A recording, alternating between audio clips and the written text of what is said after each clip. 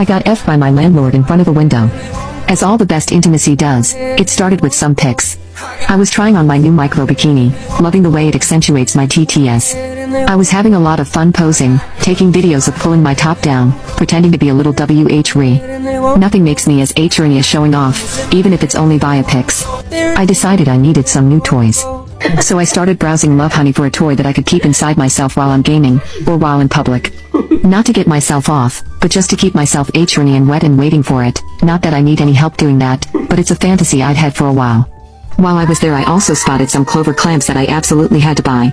I love clamping and torturing my cute little nipples. The basic clamps I had previously just weren't hitting the spot. These ones looked scary and I couldn't help but start to touch myself while I imagined using them.